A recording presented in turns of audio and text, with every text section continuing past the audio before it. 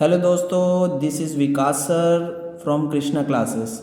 बच्चों, ये free online coaching classes है। इसमें मैं सभी सीजी बोर्ड के बच्चों को हेल्प करने के लिए चैनल बनाया हूँ। तो मैं चाहूँगा आप सभी बच्चों को ढेर सारा मुझे प्यार दीजिए इस चैनल पे और ज़्यादा से ज़्यादा सब्सक्राइब कीजिए और ये वीडियो को शेयर कीजिए।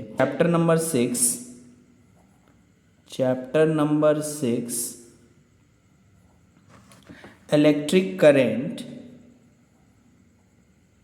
Electric current and circuit.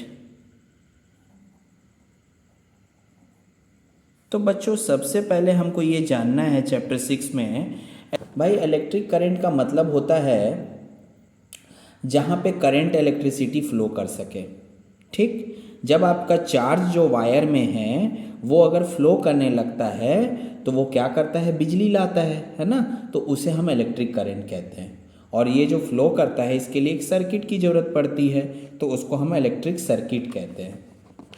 इस चैप्टर में आपको जानना है कि इलेक्ट्रिसिटी जो एग्जिस्ट करती है ना हमारे चारों तरफ, वो दो तरीके की होती है। एक स्टैटिक इलेक्ट्रिसिटी होती है और एक इलेक्ट्रिक करंट होती है। तो जो हमारा बेसिकली अगर हम इलेक्ट्रिसिटी को देखें, तो इलेक्ट्रिसिटी दो पार्ट में डिवाइड हुई है। पहली होती है स्टैटिक इलेक्ट्रिसिटी और दूसरी जो होती है वो होती है इलेक्ट्रिक करंट।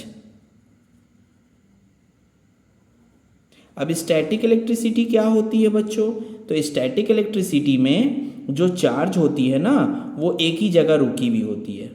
ठीक, तो ये चार्ज एक ही जगह रुकी हुई होती है, किसी बॉडी के ऊपर, सरफेस के ऊपर लाई करती है। जैसे एग्जाम्पल के तौर पे अगर हमारे पास ग्लास रॉड है, ये ग्लास रॉड है, और अगर हमने इसको सिल्क क्लोथ से अगर हमने इसको क्या किया, रब कर दिया, तो रब करने के बाद जब हम इसको छोड़ेंगे तो थोड़ा देर के बाद क्या होगा, इसके सरफेस पे चार्ज आ जाएगा और इसके सरफेस पे नेगेटिव चार्ज आ जाएगा। इस तरीके का चार्ज मूव नहीं कर सकता, तो इसको स्टैटिक इलेक्ट्रिसिटी बोलते हैं। पर यही चार्ज अगर मूव करने लग जाए, किससे? वायर से। अगर वायर से ये चार्ज मूव करने लगेगा तो इसको इलेक्ट्रिक करंट बोलेंगे। क्लियर है? अब आगे बात करते हैं। जब भी when in electric current the electric energy flow due to potential difference between the two point in the circuit. कभी भी करंट या चार्ज फ्लो करता है वो तभी फ्लो करेगा, ये चार्ज तभी फ्लो करेगा वायर के अंदर से, ये चार्ज जब फ्लो करेगा वायर के अंदर से तभी फ्लो करेगा जब इसके बाहर के तरफ क्या लगा हो, बैटरी।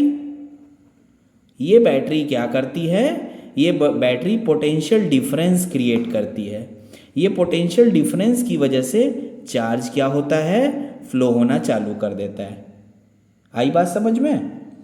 तो ये चार्ज को फ्लो करने के लिए बाहर से एक एक्सटर्नल सोर्स की ज़रूरत पड़ती है। ये बाहर का जो एक्सटर्नल सोर्स है, ये एक्सटर्नल सोर्स को ही हम क्या कहते हैं, बैटरी। और बैटरी क्या होता है, ग्रुप ऑफ सेल्स। तो बच्चों आप देख सकते हैं ये बैटरी है, ठीक, या सेल बोल लीजिए, ग्रुप ऑफ। अब ये कलेक्शन में रहेगा तो पता ही है, पॉजिटिव के पीछे नेगेटिव, फिर पॉजिटिव के पीछे नेगेटिव, फिर पॉजिटिव के पीछे नेगेटिव।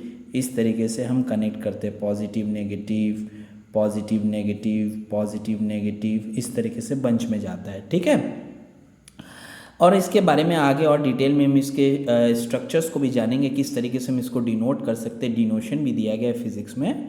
तो ये बैटरी अगर पॉजिटिव से नेगेटिव है और बल्ब है तो हम जानते हैं करंट हमेशा किधर से किधर फ्लो करेगा, पॉजिटिव एंड से नेगेटिव के एंड की तरफ। ठीक, पर अगर मान लीजिए यहीं पे कहीं वायर के बीच में अगर हम इंसुलेटर को ला दें, जैसे पेंसिल ला दें, ठीक, पेंसिल, और ये शार्प पेंसिल नहीं है, पेंसिल को शार्प नहीं किया गया है, ये पेंसिल है मान लीजिए, ठीक, पेंसिल को बीच में ला दें तो क्या ये बल्ब जलेगा? अब सवाल यहाँ ये आता है। तो ये बल्ब जलना बंद कर देगा, ये बल्ब नहीं जल पाएगा। क्यों नहीं जल पाएगा? No glow. क्यों नहीं जलेगा? क्यों बल्ब ग्लो नहीं करेगा? इसलिए ग्लो नहीं करेगा क्योंकि करंट यहाँ से यहाँ फ्लो नहीं हो सकता है, यहाँ फ्लो नहीं हो पाएगा, करंट का फ्लो डायरेक्शनल नहीं हो पाएगा क्योंकि इसकी सर्किट में बीच में क्या आ गया है, इंसुलेटर आ गया है। ठीक है बच्चों, तो अब हमको क्या समझ में आ रहा है कि कंडक्टर क्या है। कंडक्टर वो है जो करंट इलेक्ट्रिसिटी को कंडक्ट करेगा, ये वो मटेरियल जो करंट को कैरी करता है उसे हम गुड कंडक्टर या कंडक्टर कहते हैं, और जिससे करंट पास नहीं हो पाता है उसे हम इंसुलेटर कहते हैं। ठीक, सेमी कंडक्टर क्या है, तो सेमी कंडक्टर में करता भी है और नहीं भी करता, वो सिचुएशनल है, उसको उसके बारे में हम आगे जानेंगे। ठीक, तो ये जो हमने ड्रॉ किया ना, इसमें बैटरी लगाया, वायर लगाया, बल्ब लगाया, हो सके तो आप यहाँ पे दो तरीके का इस तरीके से आप स्विच या की भी बना सकते हैं। तो इसी डायग्राम को हम क्या कहते हैं, जहाँ पे बैटरी, वायर, बल्ब और सर्किट लग जाए, की लग जाए, तो ऐसे को हम क्या बोलते हैं, सर्किट बोलते हैं। क्योंकि ये सर्किट में ये करंट इसमें फ्लो होने के लिए सर्किट को क्या होना चाहिए, क्लोज, तो इसे नाम दिया गया है क्लोज सर्किट।